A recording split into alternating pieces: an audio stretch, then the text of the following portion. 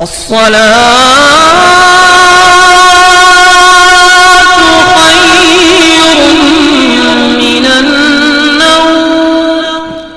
علیکم ورحمۃ اللہ وبرکاتہ. میں ہوں رشید اختر اور آپ دیکھ رہے ہیں سجاد نظامی ورلڈ. دوستو, آپ کو کہنے کی ضرورت تو ہے ہی نہیں کیونکہ آپ اس وقت سن رہے ہیں سیرت مصطفیٰ. 5 پارٹ آپ نے سنے ہیں جس میں آپ نے حضور کا بچپن بہت ہی پیارے انداز میں آپ نے سنا. آج انشاءاللہ تعالی ہم 6ٹھا پارٹ آپ لوگوں کی خدمت میں سیرت مصطفیٰ کا لے کر کے حاضر ہوئے ہیں. 3 باب اور 6ٹھا پارٹ اعلان نبوت سے پہلے کے کارنامے. سرکار نے اعلان نبوت نہیں اپنا فرمایا تھا, اعلان نبوت کا اپنا نہیں فرمایا, تو اس سے پہلے کیا کارنامے سرکار کی طرف سے پیش ہوئے ہیں انشاءاللہ تعالی وہ آج آپ اس پارٹ میں 6ٹھے میں سماعت کریں گے. بس یہی کہوں گا کہ زیادہ سے زیادہ سیرت مصطفیٰ کا ہر پارٹ آپ شیئر کریں کیونکہ دنیا کے اندر اس سے خوبصورت اور بھی کوئی واقعہ ہو ہی نہیں سکتا. آئیے میں یہاں سے شروع کرتا ہوں.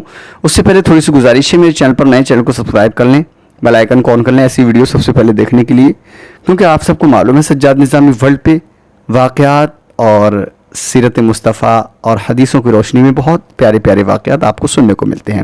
آئیے میں یہاں سے شروع کرتا ہوں. اعلان نبوت سے پہلے کے کارنامے. جنگ فجار. اسلام سے پہلے عربوں میں لڑائیوں کا ایک طویل سلسلہ جاری تھا. انہی لڑائیوں میں سے ایک مشہور لڑائی جنگ فجار کے نام سے مشہور ہے. عرب کے لوگ ذی القعدہ, ذی الحجہ, محرم اور رجب کے ان 4 مہینوں کا بے حد احترام کرتے تھے اور ان مہینوں میں لڑائی کرنے کو گناہ جانتے تھے.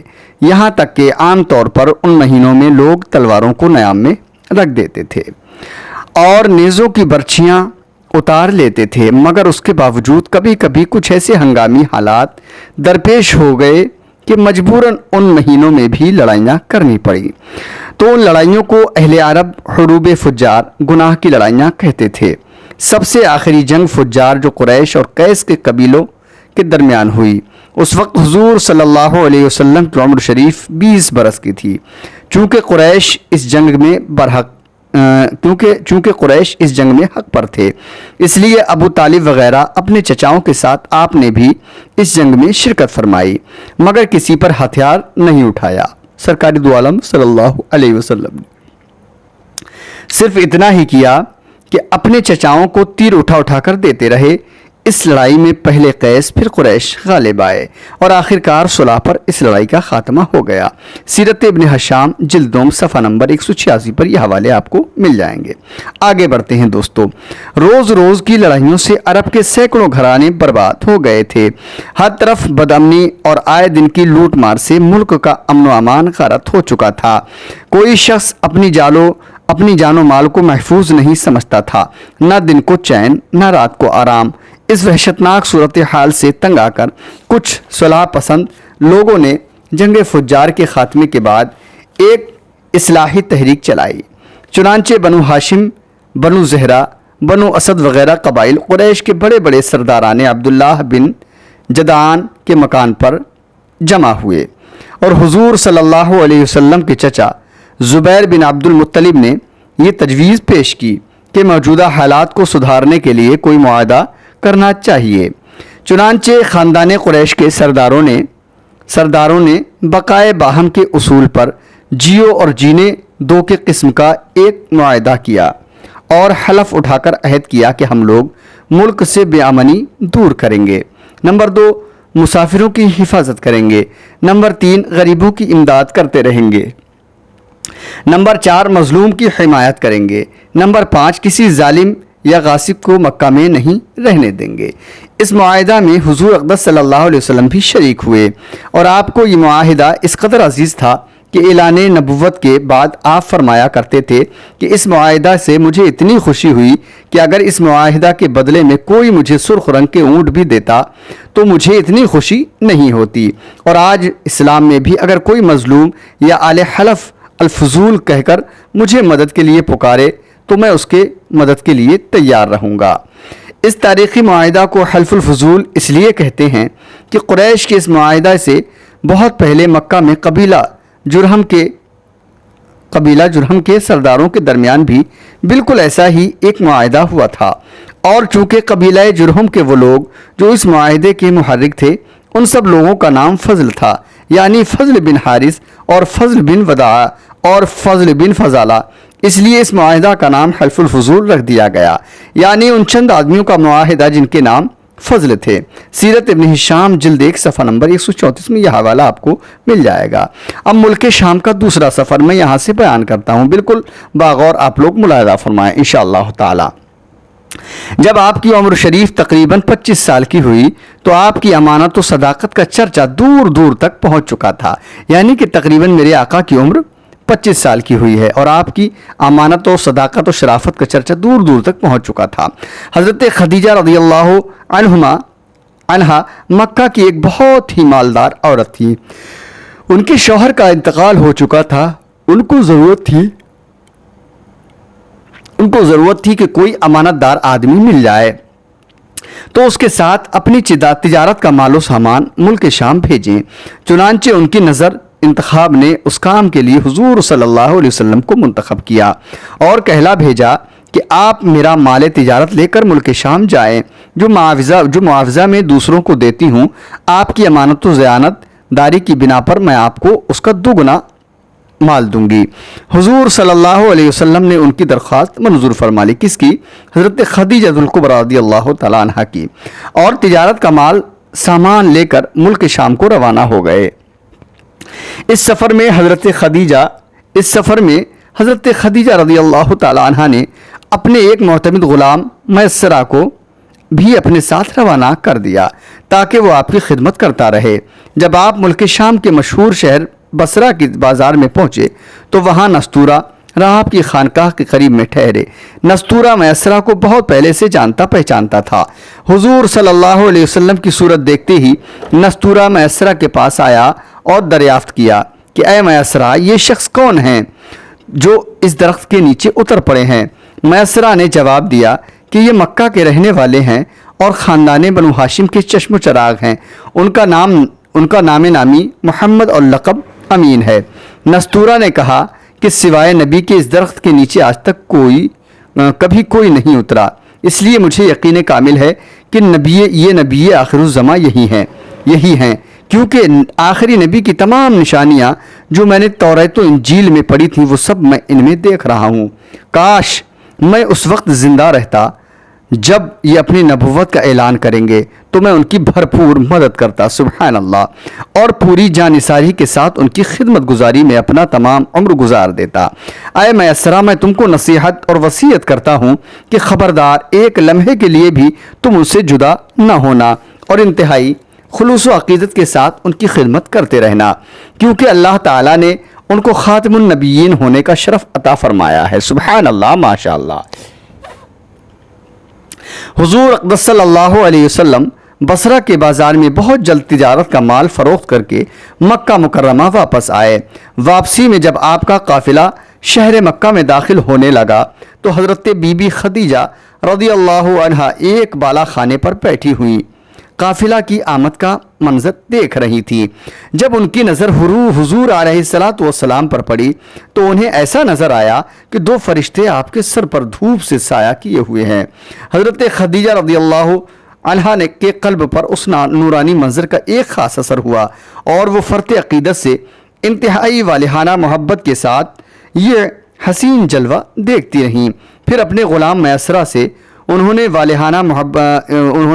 कई दिन के बाद उसका जिक्र किया तो मैसर ने बताया कि मैं तो पूरे सफ़र में यही मंजर देखता रहा हूँ और इसके अलावा मैंने बहुत सी अजीब व गरीब बातों का मुशाहिदा किया है। फिर मैसर ने नस्तूरा राहब की गुफ्तगू और उसकी अक़ीदत व मोहब्बत का तज़किरा भी किया। ये सुनकर बीबी खदीजा रज़ियल्लाहु अन्हा को आपसे बेपनाह क़ल्बी ताल्लुक़ और बेहद अक़ीदत व मोहब्बत हो गई और यहाँ तक उनका दिल झुक गया कि उन्हें आपसे निकाह की रग़बत हो गई। मिदारिजुन नबुव्वत जिल्द 2 सफ़ा नंबर 27 में ये हवाला मौजूद है। यानी कि अभी आपने जब सरकारी दो आलम सल्लल्लाहु अलैहि वसल्लम को देखा कि चलते हुए दो फरिश्ते एक मतलब धूप से साया किए हुए हैं तो आपको जो है सरकारी दो आलम सल्लल्लाहु अलैहि वसल्लम की तरफ से आपके दिल में इश्क और मोहब्बत की पैदा हो जाती है, इश्क और मोहब्बत पैदा हो जाता है।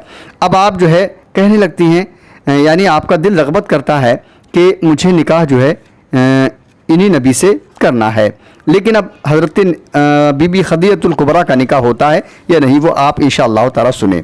حضرت بی بی خدیجہ رضی اللہ عنہا مال و دولت کے ساتھ انتہائی شریف اور افتِ بآب خاتون تھیں۔ اہل مکہ ان کی پاک دامنی اور پارسائی کی وجہ سے ان کو طاہرہ پاک باز کہا کرتے تھے۔ ان کی عمر 40 سال کی ہو چکی تھی۔ پہلے ان کا نکاح ابو حالہ بن زرارہ تمیمی سے ہوا تھا اور ان سے 2 لڑکے ہند بن ابو حالہ اور حالہ بن ابو حالہ پیدا ہو چکے تھے۔ پھر ابو حالہ کے انتقال کے بعد حضرت خدیجہ رضی اللہ عنہا نے دوسرا نکاح عتیق بن عائز مخزومی سے کیا۔ ان سے بھی 2 اولاد ہوئیں، ایک لڑکا عبداللہ بن عتیق اور ایک لڑکی ہند بنت عتیق۔ حضرت خدیجہ کے دوسرے شوہر عتیق کا بھی انتقال ہو چکا تھا۔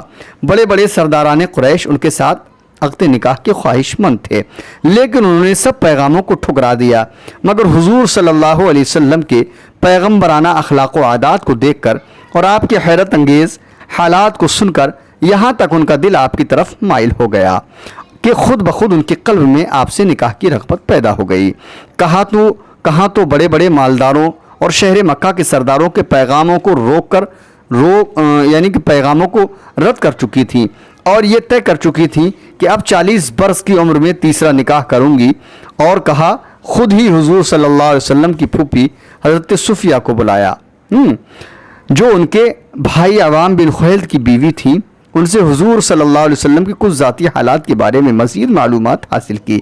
پھر نفیسہ بنت امیہ کے ذریعہ خود ہی حضور علیہ الصلوۃ والسلام کے پاس نکاح کا پیغام بھیجا۔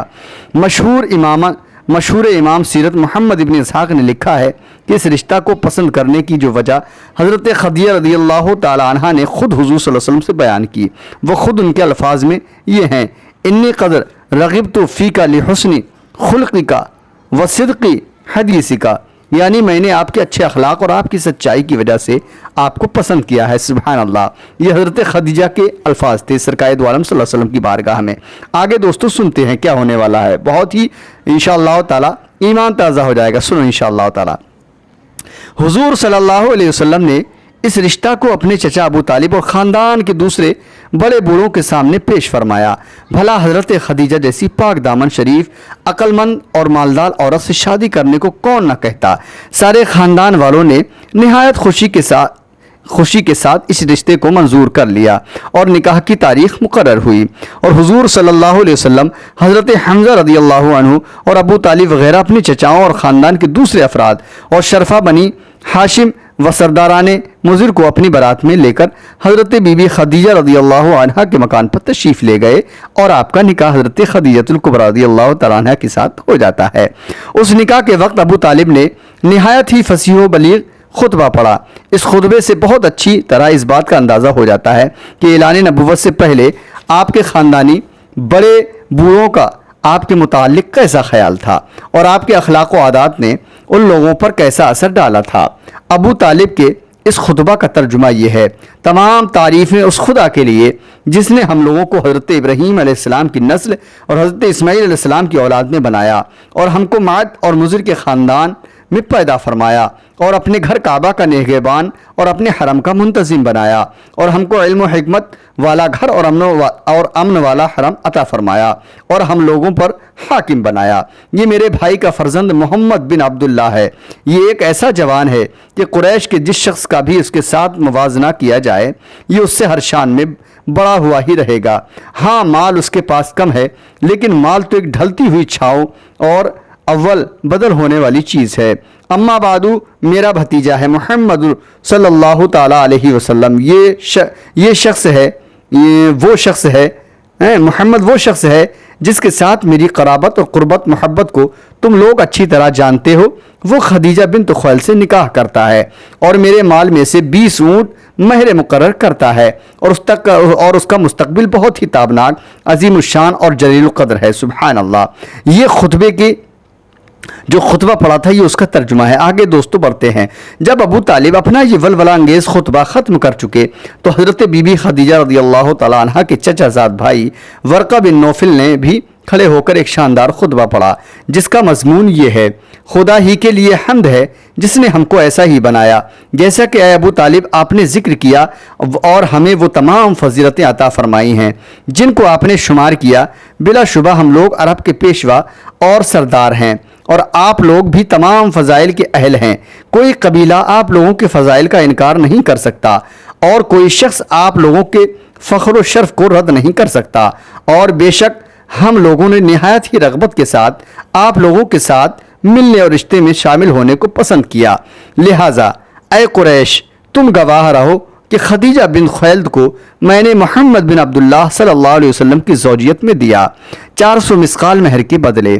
غرض حضرت بی بی خدیجہ رضی اللہ تعالی عنہ کے ساتھ حضور صلی اللہ علیہ وسلم صلاۃ والسلام کا نکاح ہو جاتا ہے، اور محبوب خدا اور حضور محبوب خدا صلی اللہ علیہ وسلم کا خانہ معیشت ازدواجی زندگی کے ساتھ آباد ہو گیا۔ سبحان اللہ، سبحان اللہ۔ حضرت بی بی خدیجہ رضی اللہ تعالی عنہ تقریباً 25 برس تک حضور صلی اللہ علیہ وسلم کی خدمت میں رہیں، اور ان کی زندگی میں حضور صلی اللہ علیہ وسلم نے کوئی دوسرا نکاح نہیں فرمایا۔ سب سے پہلا نکاح حضرت خدیجہ الکبریٰ رضی اللہ تعالی عنہ کے ساتھ آپ کا ہوا ہے، اور حضور صلی اللہ علیہ وسلم کے ایک فرزند حضرت ابراہیم کے سوا تمام باقی آپ کی تمام اولاد حضرت خدیجہ رضی اللہ عنہا ہی کے بطن سے پیدا ہوئیں، جن کا تفصیلی بیان آگے آئے گا۔ حضرت خدیجہ رضی اللہ تعالی عنہا نے اپنی ساری دولت حضور صلی اللہ علیہ وسلم کے قدموں پر قربان کر دی، اور اپنی تمام عمر حضور صلی اللہ علیہ وسلم کی غمگساری اور خدمت میں نثار کر دی، جس کی تفصیل انشاءاللہ تعالی آئندہ صفحات میں تحریر کی جائے گی۔ دوستو، بس یہ یہاں تک حضور صلی اللہ علیہ وسلم کا پہلا نکاح اور بی بی خدیجہ کا ذکر انشاءاللہ تعالی، بس یہیں تک اس کو میں یہیں تک چھوڑتا ہوں، اور باقی انشاءاللہ اس سے آگے کا پورا واقعہ کہ آگے کیا ہونے والا ہے 7ویں پارٹ میں انشاءاللہ تعالی آپ لوگ ملاحظہ فرمائیں گے۔ کیسا لگا ضرور بتائیں۔ انشاءاللہ تعالی ملتا ہوں میں اگلے ویڈیو میں، اگلے واقعات، اگلے پارٹ میں۔ تب تک کے لیے اللہ حافظ، دعائے خیر میں یاد فرمائیں۔ السلام علیکم ورحمۃ اللہ وبرکاتہ۔ اللہ حافظ دوستو۔ بس اسی طریقے سے سجاد نظامی ورلڈ یوٹیوب چینل کو سپورٹ کرتے رہیے، دعا کرتے رہیے۔ اللہ آپ سب کو خوش رکھے، سب کے گھر مکان کھیت کھلیان رزق کمائیوں میں پناہ برکت عطا فرمائے۔ میرے چینل سجاد نظامی ورلڈ کو عروج عطا فرمائے، ترقی عطا فرمائے، اور بلندی عطا فرمائے۔ آمین یا رب العالمین۔ خدا حافظ دوستو۔